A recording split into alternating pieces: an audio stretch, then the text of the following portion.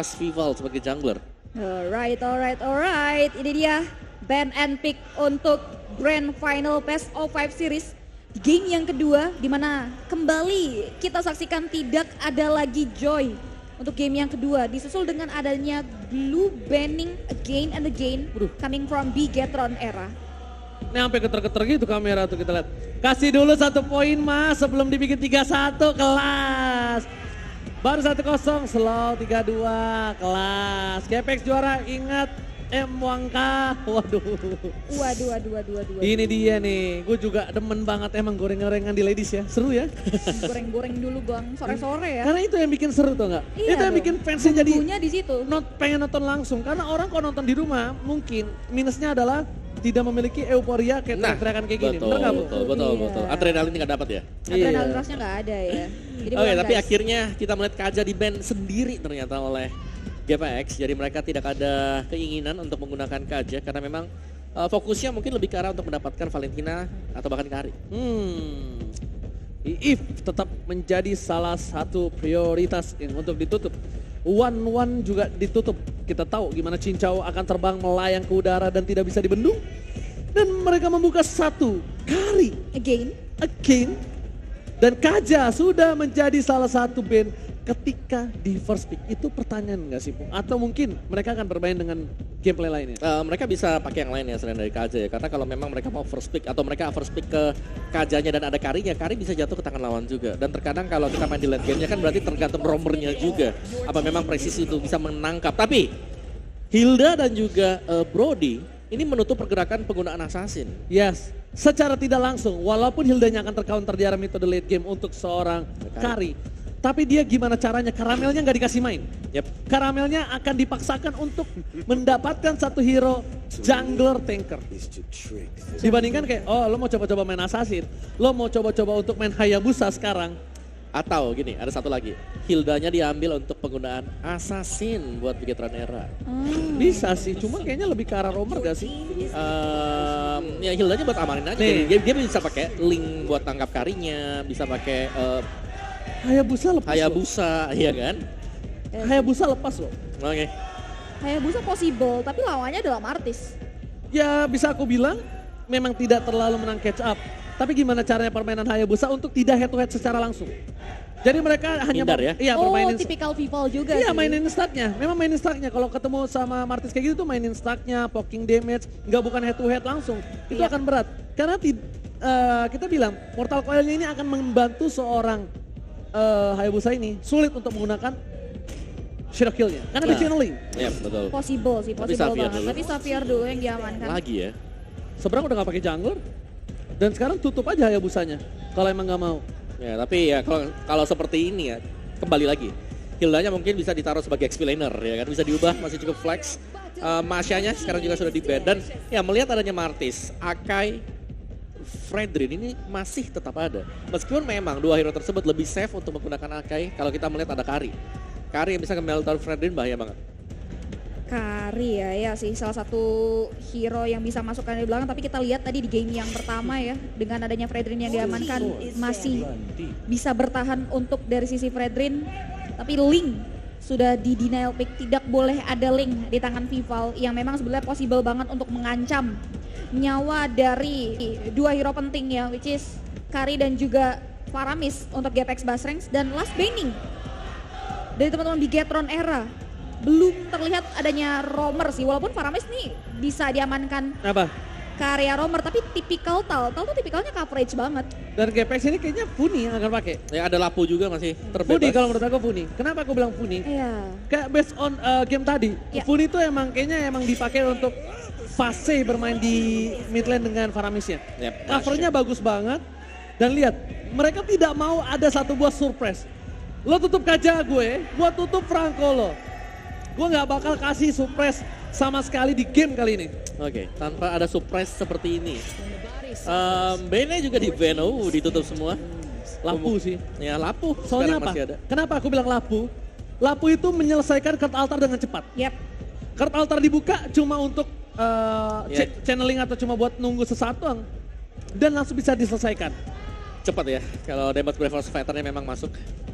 Ya dan ayo GPX jangan patah semangat. Waduh. sabar IGPX dulu. semangat terlebih buat Puni. Hujan Mas Jair sedangkan dia sudah milik yang lain. Kelas. Aduh. Tol. Luar biasa sekali pokoknya. Tapi Lolita ternyata yang jadi pilihan pick dari Vivian. untuk Berarti game memang kali benar. ini. Hilda XP. Bisa jadi. Iya sih. Atau kalau ini Hilda bikin ya, turn era ya sekalian masukin aja jadi jungler. Vivalnya Hilda bebas. jungler. Fleksibel dia banget flex ya. banget, dia flex banget. Oke, dan 2 pick terakhir belum ada sebenarnya untuk hero mage-nya. Untuk mid laner-nya Lilia masih terbuka. Terus ada siapa lagi? Di sini ada banyak sebenarnya option-option ya. Atau bahkan kalau memang mau ya mereka harus bisa mengejar Xavier-nya dan sekali lagi Xavier bebas belum ada yang bisa menangkap. Iya sih, Yuzong pick masih possible sebetulnya. Zong pick. Untuk GPX. Ya mau gak mau. Mau Masuk gak ke mau. area di belakang. Atau bahkan kalau memang mau dari arah sisi Povius juga masih possible sebetulnya. Iya. Gufra Fredrin. Ah Oke. bentar. Fredrin berarti di arah EXP lane ya? Masih cukup fleksibel sih. Karamel bisa pakai Martis juga. Yap, betul. Oke, based on a group stage kemarin, Karamel lebih nyaman dengan Dua-duanya Martis. dia bisa sih. Paling nyaman. Iya kita tahu dua-duanya Martis bisa. sih. Martis, oke. Berarti possibility-nya Martis jungler ya. Martis jungler. Wow. So, Oh. Ini kemarin gua ketemuin di MDL. gini. Hanzo. Hanzo 100% win rate di MDL. Iya. Yes, benar 100%. Kemarin gue yang nge-cash pas banget tuh di MDL. Sama, juga Cipi juga pernah nge-cast Hanzo. Kenapa? Survive. Kenapa Hanzo mungkin bisa cocok dengan metode seperti ini? Karena dia lawan Martis, Fredrin, hero jalan kaki. Dan yang kedua, Kufra juga susah buat nyari dia nanti. Dia di belakang jauh dan sekali lagi, ini mengulang mungkin ya di game yang pertama. Siapa yang bakal bisa nangkap Xavier? Dan Bukan itu dong, siapa yang bisa nangkap Hanzo? Nah, siapa yang bakal ketemu nih wujud aslinya si Hanzo? Siapa? Karena Hanzo ini benar-benar berbahaya, Cipi. Iya, Ini Hanzo ini seperti banyak orang yang belum move on. iya Waduh. Bayang-bayangnya masa lalu itu. menakuti dan menyakiti. Menghantui Dan banget. pastinya ya karirnya bakal dihantui terus-terusan. Oh, Ya, itu ini dia. Kita akan menuju ke game yang kedua. GPX sedang berada dalam ketertinggalan. Tapi dengan draft pick mereka, ini mereka sangat kuat. Walaupun ada surprise pick dari Big Gatron Era. Mampukah GPX membawa game kedua ini? Mendapatkan kemenangan untuk mereka dan membuat nafas lebih ringan. So, ini masih kembali ke Lane of Dawn di game yang kedua. Let's go. Let's to the go.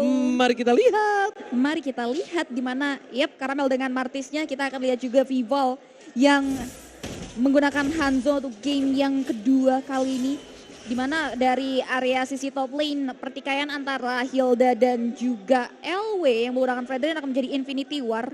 Dan fokus dari Tal, lihat dia bakal coba untuk gangguin sih. Dan mantau jungle pattern yang dimiliki oleh seorang Vival. Oke, dan bahkan ini Fumi membantu untuk mendapatkan satu bal Little Wonder di depan sana. Ada seorang Tal, tidak berhasil mengenai Fumi Eko. Mencoba mundur ke arah belakang dan bahkan dari seorang Karamel berhasil mendapatkan Little Wanderer. Dan aku selalu melihat agak cukup sering Vival melepaskan Little Wanderer as long jungle yang di atasnya dia nggak kemakan. Iya, dia lebih prefer buat dapetin 2 buff daripada dapetin Little Wanderer. Dan Little Wanderer seperti sebuah bonus lah kalau memang belum disentuh sama sekali. Dan ini dia, power mungkin untuk Vival sendiri. Dia level 4 lebih cepat dibandingkan dengan Karamel yang masih stay di level 3. Meskipun memang sebentar lagi Karamel bakal dapetin ultimate dia yaitu Destination. Cuman, ya Hanzo adalah Hanzo yang dimana dia bakal cepat sekali untuk ambil objektif jungle. Ya, nggak bisa dipungkiri Ya. dia adalah salah satu hero assassin ya yang Ya. punya kapabilitas Waduh, cepat banget. udah untuk level jungle. 4 nih. Ya, apalagi early game kan. Udah level 4 dan ini cukup berbahaya Iya. untuk seorang Cincau. Harusnya informasi telah diberikan oleh seorang Tal dan membuat seorang Cincau mundur ke arah belakang. Itu keputusan yang sangat tepat. Melihat Turtle Camp, presented by Samsung Galaxy S23 Series 5G. Kita lihat, memang kali ini Karamel yang udah berada di dalam sungai. Tapi Fumi Eko yang lebih standby di dalam pit Turtle. Melihat Karamel harus melakukan sedikit rotasi, Vival akan memaksa Tal untuk mundur ke arah belakang dan tidak ada ultimate. Memilih mendapatkan objektif terlebih dahulu dibandingkan ke arah Turtle. Cukup unik. Yes, cukup unik. Tapi buat teman-teman di rumah yang nanya, ini teman-teman dari ladies kita menggunakan device Samsung Galaxy S23 series untuk permainan mereka di game yang kedua kali ini. Tapi lihat, jual beli serangan sudah mulai terjadi. Efek Talon masuk ke area tubuh dari seorang Fumi Eko, tapi nampaknya masih belum di follow up lebih jauh. Belum ada respon dan bahkan sudah ada satu buah damage yang dikeluarkan oleh seorang Vival mengarah ke area LW yang bisa mundur ke area belakang. Sejauh ini Fumi Eko berhasil maju lagi ke depan, ada Mystic Field yang dikeluarkan mengklaim karya 1 point kill di mana First Blood berhasil diamankan oleh pemain-pemain dari Bigetron Era di menit kita yang kedua. Alright, di depan sana ketika ada sedikit keunggulan untuk Karamel mendapatkan 1 buah turtle dan bahkan itu semua dibalikan kembali keadaannya. Di setup oleh seorang Fumieko dan bahkan Bigetron Era lah yang mendapatkan 1 buah turtle dengan free.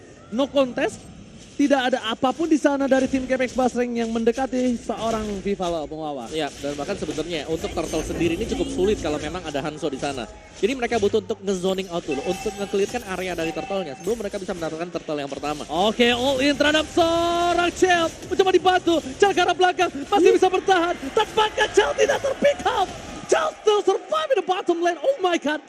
Gapex Basreng harus mundur, mereka harus reset, mereka tidak boleh ada yang ter-takedown. Karena ini udah kerugian banyak banget dari semua source guild. Dan bahkan Fudi mau gak mau harus menggunakan ultimate-nya untuk bertahan hidup. Ya, Cloud Altar yang dipaksa keluar tadi oleh Pinnacle Ninja yang dilepaskan oleh Hanzo. Dan ini berarti ya ada kerugian kecil juga, tapi GPX mereka masih bisa untuk mengimbangi sebenarnya pola permainan Bigetron. Yes. Untuk di early game-nya, jago mereka ini jarang untuk dicuri. Berarti ninja nanas dong? Ninja, ya kan Pinnacle Ninja. Benar sih. Pinnacle Ninja. Pinnacle Ninja, bukan pineapple ya. Aduh, salah. Aduh. Tapi lihat udah ada 1 buah tarikan. Fumieko masih terlalu strong ya. Dan sejauh ini kalau ngomongin teman-teman dari Gapex Basreng masih terus berusaha untuk cari perolehan. Karena di menit-menit awal mereka udah kehilangan objektif. 2 objektif lebih tepatnya melalui First Blood dan juga objektif Turtle. Untung aja nggak berhasil tertangkap oleh seorang Chini. Bahkan di depan sana Chini masih coba untuk memberikan sedikit bantuan ke arah top lane dengan downing line yang dia miliki. Vivian mencoba memberikan zoning out atau seorang Tal agar tidak bisa masuk ke backline dan lihat Hildanya kali ini menjadi tugas selanjutnya. Taruh nggak berhasil, jauh untuk ke arah belakang. Masih ada seorang Vival, tiba-tiba datang. Cincau dari pilihan dan bahkan Part Memory. Wow. Berhasil memberikan damage dan 2 point kill. Cincau mau nggak mau menggunakan flickernya. Karamel coba untuk membantu ke arah bottom lane. Tapi nampaknya ini sedikit terlambat. 1400 gold difference untuk tim Bigetron Era. 2 pemain tumbang tanpa ada balas di game Sama yang sekali. kedua. 2 untuk nothing dan bahkan menuju ke area hancurnya objektif bangunan antara C dimiliki oleh pemain-pemain dari Gapex Basreng bukan pertanda yang cukup baik. Dan Turtle Camp presented by Samsung Galaxy S23 series yang menandakan setelah hancurnya turret yang ada di area sisi bottom lane akan ada setup. Berada di area objektif Turtle, tapi lihat efek pound mengarah ke area Fumi Eko yang akhirnya berhasil dimaksimalkan oleh pemain-pemain dari Gapex Basreng. Namun hilangnya Fumi Eko di sini dibayar dengan objektif Turtle. Buying time. Ya, ini Buying time. Benar, karena balik lagi kalau memang disamperin ini turtle-nya, ini udah pasti mundur juga. Gak ada badan sama sekali dan oke, Hanzo adalah hero yang sakit damage-nya, tapi dari badannya dia tipis banget. Oke, ada Tal dan Red menuju ke arah seorang Tal. Masih ada Cloud Altar, jalan kira take down. Lihat di arah depan sana, 4 versus 2 dan berhasil mendapatkan 1 buah turret. Setidaknya para pemain dari tim Gapex Basreng mereka mendapatkan objektif yang sangat mahal. Ketika ada gold laner-nya dan bahkan Cincau yang dapetin point kill, ini sebuah poin yang mahal. Setidaknya ada harapan di menit yang ke-6 untuk farming dan goldnya dari seorang Cincau mengejar keunggulan dari seorang Chell yang dikasih 2 turtle oleh seorang Vival. Ini jadi udara segar yang bisa dihirup juga oleh teman-teman dari Gapex Basreng. Tapi lihat Vival melakukan setup dari si top lane. Pinnacle Ninja maju ke area depan namun nampaknya belum ada respons lebih jauh lagi. Hanya sekedar teori ancaman belaka. Dia lebih milih untuk reset mundur lagi ke area lini belakang. Dan sejauh ini dari sisi objektif Tarat dua-duanya sama-sama masih bisa mirroring nih. Namun nampaknya ada satu buah permintaan pause. Ada P. Kali ini nampaknya sedikit ada permintaan pause. Kita bahas juga sambil nunggu. Udah masuk deh CPK-nya. Soalnya dia udah main. Megang ya, udah megang HP. Udah megang HP. Ini bisa dibilang nggak dominan dari game yang kedua tadi. Mereka ada celah lah untuk bisa mengembalikan keadaan. Oke, kalau gitu. penonton! Masuk ke in-game ya. Nah gitu. Oke, kita langsung menuju ke dalam in-game sih bisa kan. Yes, benar sekali ini dia. Di mana dari area teman-teman Bigetron Era mereka tahu betul ada celah yang berhasil dimaksimalkan oleh Gapex Basreng yang membuat mereka memperhatikan dan mengkalkulasi banget langkahnya untuk maju ke area lini depan. Belum ada setup momentum yang di-create juga oleh Vivian. Ini bakal di-hold sampai dengan nanti turtle yang ketiga mungkin muncul Om Wawa. Yap, dan juga dari zoning, mungkin perbedaan ini ya dari game pertama dengan game kedua. Yang sekarang ini Bigetron Era mereka tidak terlalu punya yang bisa terima damage di depan, kecuali Lolita dengan Hilda. Dan Hildanya ini lagi proses untuk menangin lane-nya dulu. Dan Turtle Game by Samsung Galaxy S23 5G kali ini setelah memperlihatkan Turtle belum ada yang mencolek. Pinnacle Ninja menuju ke arah seorang Vival dan hanya untuk mendeteksi keberadaan para pemain dari tim GPX Basreng. Dan untungnya GPX Basreng tidak ada yang mendekati Pit Turtle sama sekali. Mencoba menuju all in terhadap seorang Tau. Keputusan yang bukan cukup baik. Dan sedangkan ini informasi telah diberikan untuk tim GPX Basreng. Mereka harusnya udah tahu setup yang dimiliki Bigetron Era ini cukup kuat di arah Pit Lords kalau sekarang. Benar sekali, ini yang perlu diperhatikan. Dan balik lagi di sini Cincau juga menjadi salah satu kandidat hero yang harus diwaspadai karena hingga dengan detik ini di menit ke-8 Cincau belum terpick off. Dan ini yang perlu diperhatikan karena damage attack speed yang dikeluarkan oleh seorang Cincau ini bisa banget untuk jadi ancaman dari teman-teman Bigetron Era yang nampaknya kalau kita lihat dari area Lord Pit, mereka udah mulai melakukan setup, mempoking dari objektif Lord yang dimiliki. Bahkan Karamel berhasil diberikan distractions oleh seorang Fumi Eko. Oke, Nomenan Blast dibuka begitu saja, memberikan sedikit waktu dan Vival berhasil mendapatkan satu buah retribution. Cincau mencoba untuk mendapatkan objektif dan untuk melanjuti pembahasan dari seorang Cipi. Dari Cincau. Dan ini dia emang winning condition yang dimiliki dari GPX Basreng ada di Cincau. Cincau ini benar-benar harus dijaga, harus diberikan waktu. Setidaknya mungkin menurut aku menit 15 GPX sudah bisa menghantam balik dari Bigetron Era. Karena ini tidak sesuai planning dari Bigetron Era mungkin. Karena di game sebelumnya mereka di menit 9 udah owning hingga 6.000-7.000. Ya, tapi jangan lupa sih, tadi Vival dapetin Lordnya itu dia nggak pakai mod Pinnacle Ninjanya. Jadi memang berarti teman-temannya juga punya kekuatan untuk bisa menghalau. Oh, Tyler Rush berhasil mendapatkan Vivian. Vivian too strong kali ini. Yang cukup sulit adalah ketika informasi telah didapatkan. Menuju ke arah Fumi Eko. Olin Fumi Eko bakal coba didapatkan dan di take down. Cincau kali ini winning condition dari tim GPX Basreng. Bahkan ada tahun yang lain dikeluarkan. Puni mencoba untuk mundur ke arah belakang. Kertas mencoba untuk menyelamatkan para pemain dari tim GPX Basreng lain yang mundur ke arah belakang. Dan Pinnacle Ninja. Karamel menjadi target utama. Vival gak berhasil mendapatkan apapun. Tapi lihat tidak ada defensif untuk para pemain dari tim GPX Basreng. Inner middle targetnya pun harus hilang berkat team fight yang terjadi. Dan nampaknya dengan Lord yang berhasil dimaksimalkan. Lord yang pertama seperti biasa ini bisa langsung untuk menghabisi semua inner turret yang dimiliki oleh pemain-pemain dari GPX Basreng. Masih ada pasif turret. Tapi kita lihat teman-teman Bigetron bisa banget maksimalin Lord ini dengan adanya satu buah wave minion yang masuk di kloter kedua mereka. Dan teman-teman Bigetron Era nampaknya mereka memilih untuk mundur terlebih dahulu. Ini dibuka. Masih karena dia mau buka pasifnya dulu. Ketika pasifnya udah terbuka, mereka bakal all in. Dan harusnya Vivian kali ini mundur ke arah belakang. Apakah akan coba team fight lagi? No. Ketika adanya Vival mundur ternyata benar Cipi. Mereka ingin mundur karena objektif purple terlebih dahulu. Mereka akan setup kembali.